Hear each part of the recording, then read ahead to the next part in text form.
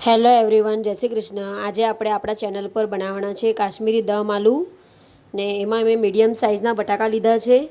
એમાં આપણે તમાલપત્ર યુઝ કરવાના છે, હળદર, ધાણાનો ભૂકો, લાલ મરચું, અહીંયા મેં કાશ્મીરી લાલ મરચું પલાળીને રાખેલું છે।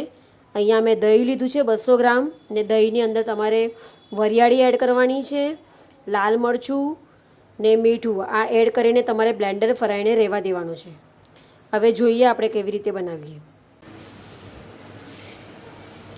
જે તમે મીડિયમ સાઇઝના બટાકા લીધેલા હતા એને મેં 4 પાર્ટમાં ડિવાઈડ કરી દીધા છે।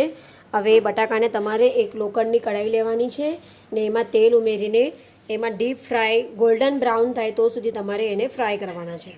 આવી રીતના તમારા બટાકા ગોલ્ડન બ્રાઉન થાય તો સુધી તમારે આ બટાકા કઢાઈમાં તળવાના છે। આપણે જે બાફેલા બટાકા લીધેલા હતા એમને 4 સાઇઝમાં કટ કરીને આપણે ગોલ્ડન બ્રાઉન થાય તો સુધી મેં તળી લીધા છે। હવે અહીંયા મેં એક તપેલી લીધી છે ને એમાં હું તમાલપત્ર એડ કરું છું। તેલ ગરમ થાય એટલે એમાં તમાલપત્ર એડ કરો ને એના પછી આપણે જે કાશ્મીરી લાલ મરચું પલાળેલું હતું પાણીમાં તેને આપણે આમાં એડ કરવાનું છે।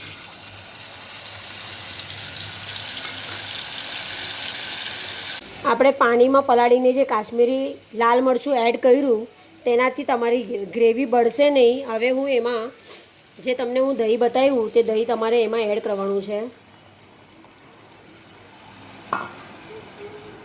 દહીં એડ કરવા પછી તમારે થોડીક વાર ગ્રેવીને થવા દેવાનું છે ને તમારી ગેસની ફ્લેમ ઓછી રાખવાની છે। એના પછી આપણે થોડુંક એમાં મીઠું એડ કરીશું,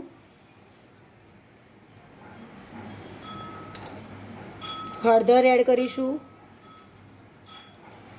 એના પછી તમારે ચપટી ખાંડ એડ કરવાની છે। તેનાથી તમારી જે ગ્રેવીની જે કન્ટેન્સી છે, જે ગ્રેવી તમારી જે છે તેની ખટાશ ઓછી થઈ જશે। આવી રીતે થોડીક વાર તમારે ગ્રેવીને ચડવા દેવી છે। ઓલમોસ્ટ અમારી ગ્રેવી થઈ ગઈ છે। હવે હું એમાં ગ્રેવીમાં બટાકા એડ કરીશ।